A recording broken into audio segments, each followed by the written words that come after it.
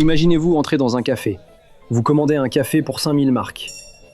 Le temps de le finir, le prix est de 8000 marks. Ce n'est pas une blague. C'était la vie quotidienne en Allemagne en 1923. C'est l'histoire du plus grand krach monétaire de l'histoire. L'hyperinflation de la République de Weimar. L'histoire de comment la monnaie d'une nation puissante est devenue moins chère que du papier peint. Pour comprendre comment, nous devons retourner en 1914, au début de la Grande Guerre. Le Kaiser Guillaume II doit financer sa machine de guerre. Mais comment? Il n'augmente pas les impôts. C'est impopulaire. Il emprunte massivement. En gros, il imprime de l'argent, pensant qu'une victoire rapide lui permettra de tout rembourser. Mais la guerre s'éternise pendant 4 longues et brutales années et l'Allemagne perd. La défaite est totale. Le Kaiser est parti. Une nouvelle démocratie fragile, la République de Weimar, est née. Mais elle est née avec une double dette écrasante.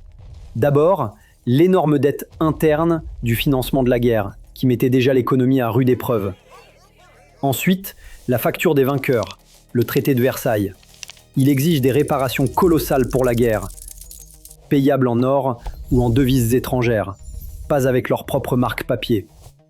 Piégé entre ses propres dettes de guerre et les nouvelles exigences des Alliés, le gouvernement fait la seule chose qu'il sache faire.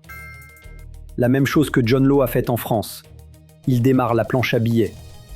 Au début, cela ressemble à une solution. Il imprime des marques, achète des devises étrangères, dollars, livres, sur le marché libre, et les envoie aux Alliés. Mais cela inonde le monde de marques, et la valeur du marque commence à glisser. C'est une simple loi de l'offre et de la demande. Plus de marques signifie moins de valeur. En 1919, un dollar américain achetait 48 marques. Début 1922, c'était 320 marques. Les prix en Allemagne commencent à augmenter. Les gens grognent. Mais le pire est encore à venir. En janvier 1923, l'Allemagne fait défaut sur ses paiements. En réponse, les troupes françaises et belges envahissent, occupant le cœur industriel de l'Allemagne, la vallée de la Ruhr. Elles prévoient de saisir le charbon et l'acier en guise de paiement. Le gouvernement allemand est indigné. Il appelle à la résistance passive. Il ordonne à tous les travailleurs de la Ruhr de se mettre en grève et promet de continuer à payer leur salaire. Mais comment payer des millions de travailleurs en grève quand votre cœur industriel est occupé? Vous imprimez. Vous imprimez comme s'il n'y avait pas de lendemain. Et c'est là que la spirale de la mort commence. Le gouvernement imprime des marques pour payer les travailleurs. Les travailleurs, sachant que l'argent perd de la valeur, le dépensent immédiatement. Les commerçants, voyant cet afflux d'argent, augmentent leur prix, d'heure en heure. Le gouvernement, voyant les prix augmenter, doit imprimer encore plus de marques juste pour couvrir ses propres coûts. C'est l'hyperinflation. C'est une boucle de rétroaction infernale. En juillet 1923, un dollar vaut 350 000 marks. En août, c'est 4,6 millions de marks. En novembre, un dollar américain vaut 4200 milliards de marks. La société elle-même commence à s'effondrer.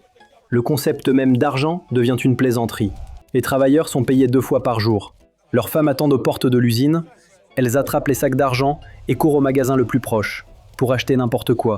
Du pain, du savon, des casseroles, n'importe quoi de réel. Car le soir même, cet argent vaudra 2 fois moins. On raconte l'histoire d'un homme avec une brouette pleine d'argent pour acheter du pain. Il laisse la brouette dehors. Un voleur arrive, vole la brouette et laisse les piles d'argent derrière lui. L'argent ne valait rien. La brouette avait de la valeur. Les gens utilisent des piles de billets comme blocs de construction pour enfants ou comme petits bois pour allumer leurs poêles. C'est moins cher que d'acheter du bois. L'argent est littéralement utilisé comme papier peint. Qui est ruiné? Tous ceux qui ont fait confiance aux marques. La classe moyenne prudente, les épargnants, les retraités. Quiconque possédait une obligation d'état sûre ou un compte en banque. Les économies de toute une vie évaporées. Qui a survécu? Ceux qui détenaient des actifs réels. Les agriculteurs avec de la nourriture, les propriétaires d'usines avec des machines, les gens avec de l'or ou des devises étrangères comme des dollars. et les spéculateurs qui avaient compris les nouvelles règles. Le plus célèbre était l'industriel Hugo Stinnes, surnommé le roi de l'inflation. Sa stratégie était d'une simplicité brutale. Il empruntait des milliards de marques papier, les utilisait pour acheter des actifs réels, des mines de charbon, des aciéries et des compagnies maritimes. Il a bâti un vaste empire sur la dette. Et le moment venu, il a remboursé ses prêts massifs avec quelques poignées de monnaie dévaluées sans valeur. Sa dette avait disparu, mais ses actifs réels demeuraient. La folie a finalement pris fin 1923. Une réforme monétaire brutale a été promulguée. Une nouvelle monnaie, le Rentenmark, a été introduite. Indexée sur la valeur de toutes les terres et industries en Allemagne. Un Rentenmark remplaçait 1000 milliards de vieux marks. L'ardoise était effacée, mais la cicatrice est restée. Elle a détruit la confiance dans le gouvernement, dans les institutions et dans le capitalisme lui-même. Ce traumatisme sociétal, une graine qui, une décennie plus tard, aiderait Adolf Hitler à accéder au pouvoir. Alors, quelle leçon en tirer pour nous aujourd'hui ? L'hyperinflation de Weimar est le récit édifiant, ultime. Leçon 1. Comprenez l'outil que vous utilisez. L'histoire de John Law nous a appris que la monnaie est un pacte de confiance. L'histoire de Weimar en est l'épilogue terrifiant. Elle montre ce qui arrive lorsque cette confiance meurt.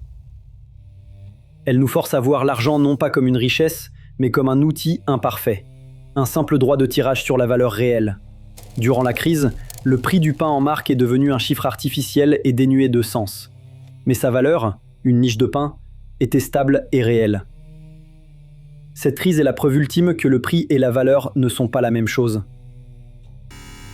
Elle nous apprend à distinguer le symbole de la richesse, l'argent, et la source de la richesse, les actifs réels, les entreprises productives, la terre. Mais cela mène à une nouvelle leçon, plus pratique. Leçon 2. Votre stratégie doit tenir compte de l'action gouvernementale. Un gouvernement détient un pouvoir immense pour définir les règles du jeu. Ce pouvoir n'est pas seulement monétaire. Par la réglementation, il peut rendre une industrie entière obsolète. Par la fiscalité ou les subventions, il peut drainer un secteur pour en gonfler un autre. Il peut choisir les gagnants et les perdants. La crise de Weimar en est l'exemple le plus extrême, où le choix politique du gouvernement était la seule variable qui comptait. Le gouvernement, piégé par les dettes de guerre, a choisi d'imprimer, plutôt que de faire défaut, d'augmenter les impôts ou de riposter. Ce simple choix a défini la stratégie d'investissement gagnante. L'épargnant prudent, qui faisait confiance au gouvernement, a été anéanti. L'investisseur gagnant était celui qui avait compris le jeu du gouvernement, empruntant des milliards de marques pour acheter des usines réelles, puis remboursant ses dettes avec un unique billet sans valeur. La leçon est claire. Vous devez analyser la réponse de votre gouvernement à une crise. Leurs politiques sont-elles conçues pour protéger les épargnants et la monnaie, ou sont-elles conçues pour protéger les débiteurs et l'État lui-même ? La réponse détermine si la dette est votre cercueil ou votre porte de sortie. Aujourd'hui, les gouvernements font encore face à des choix impossibles lors d'une crise.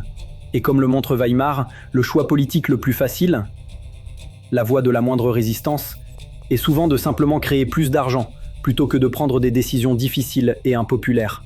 Alors que nous débattons du rôle de nouveaux actifs comme le Bitcoin, l'histoire de la brouette d'argent n'est pas seulement de l'histoire. C'est un avertissement intemporel et terrifiant sur les conséquences de ce choix politique. Si cette plongée dans les grandes tempêtes financières de l'histoire vous a plu, abonnez-vous pour ne pas manquer le prochain épisode. Et vous, quelle grande crise historique aimeriez-vous que l'on explore ? Dites-le nous en commentaire.